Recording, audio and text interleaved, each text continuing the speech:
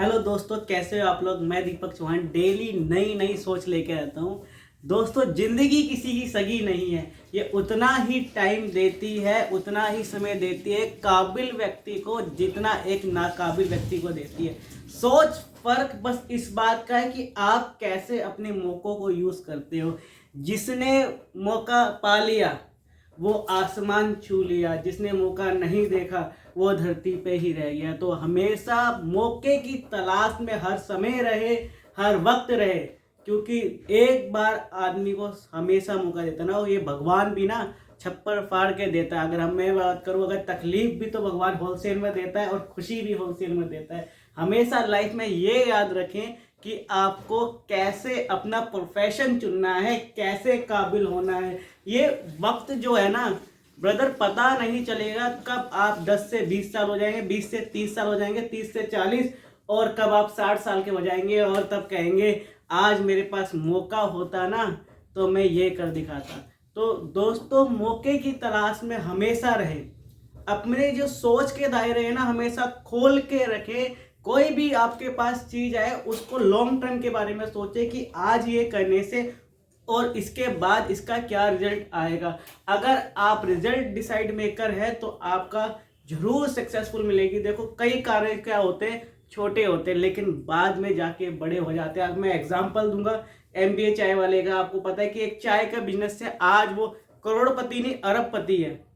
आपके सामने है कि एक बंदा जो एमबीए करने के बाद चाय का ठेला लगाता है और आज वो हमारे लिए मोटिवेशन है, दुनिया को मोटिवेट करता है कि धंधा कोई भी बड़ा या छोटा नहीं होता। धंधे के करने के तरीके से आप बड़े हो छोटे होते हो, और धंधा हमेशा ही आपको प्रोग्रेस में लेके जाता है। लेकिन सोच बस इस बात की है, आप हिम्मत ना हारे।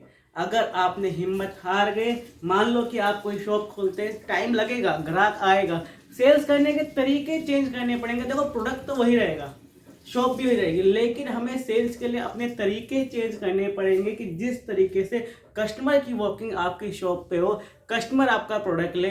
और कस्टमर की सोच क्या कहते हैं, देखो जिसने मार्केट में सोल्यूशन दिया है और जितना बड़ा सोल्यूशन दिया है वो उतना ज़्यादा कामयाब हो गया। आप प्रॉब्लम्स को देखें, कस्टमर की प्रॉब्लम्स कहाँ आती है, उस प्रॉब्लम को रिजोल्व करें।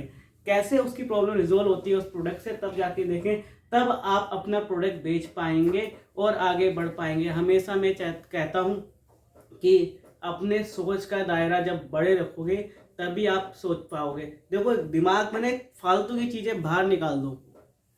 हमेशा अपना गोल सेट रखो। जब आपका गोल एक डायरेक्शन में होगा तभी आप कोई कार्य कर पाएंगे। देखो, दुनिया में बहुत सारी टेंशन है। कई लोगों को हॉर्न से टेंशन है, कई लोगों को किसी चीज़ से, कई लोगों को कोई कामयाब हो रहा है तो टेंशन है। लेकिन अगर आपका माइंड स्थिर है, एक जगह है, तभी आप कामयाब हो पाएंगे, तभी आप अपना गोल अचीव कर पाएंगे। दोस्तों देखो, ज़िंदगी में पैसे तो बहुत लोग कमाते हैं, लेकिन पैसा कमाना कमाना मैं उसी को कहूँगा जो अपने पैसों को बचाए नहीं, इन्वेस्ट करें।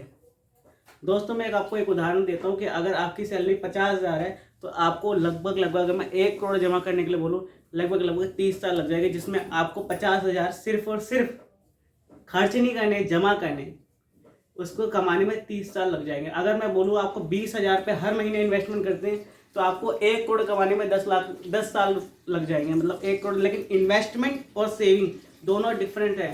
सेविंग आप उसी पैसे को जलाते हो जो आप कमा रहे हो, क्योंकि 6% जो आपकी महंगाई दर खा जाती है। मान लो आप 100 रुपये आज बचाते हो, 1 साल बाद वो 100 रुपये 94 रुपीज़ रह जाते हैं। 6% महंगाई की दर उसको खा जाती है। लेकिन अगर आप 100 रुपये इन्वेस्ट करते हैं तो वो 100 रुपये 120 रुपये में बन जाते हैं आपको, क्योंकि वो पैसा आपके लिए काम कर रहा है। तो इन्वेस्टमेंट और सेविंग डिफरेंट बिटवीन है कि आप इन्वेस्ट करना चाहते हैं कि सेविंग कर सकते हैं। देखो, एक सफल व्यक्ति ना, पहले जैसे आप टू डू लिस्ट निकालते हो या अपने घर के खर्चे निकालते हो, तो आम आदमी कॉमन आदमी क्या सोचता है, पहले अपने घर के खर्चे पूरे करेगा कि ये राशनिंग है, ये किराया है, ईएमआई से, ये सारी करने के बाद तब सेविंग करता है। एक सफल व्यक्ति सबसे पहले अपनी इन्वेस्टमेंट पे लगाएगा, उसके बाद घर के खर्चे देखेगा, उसके बाद अपनी ईएमआई देखेगा।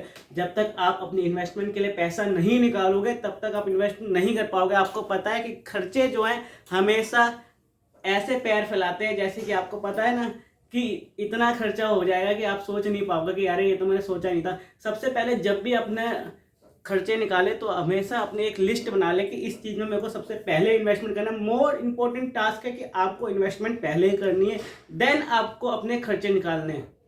मैं एक बात करूँगा, हम लोग कमेटीज डालते हैं, हम लोग समिति करते हैं, तो हम लोग क्या करते हैं, पहले कमेटी के पैसे निकालते हैं ना, या इन्वेस्टमेंट के पैसे निकालते हैं ना, तो पहले इन्वेस्टमेंट करो देन फिर कोई खर्चा लगाओ। हमेशा आप इन्वेस्टमेंट करोगे तो ही खर्चा लगाओगे।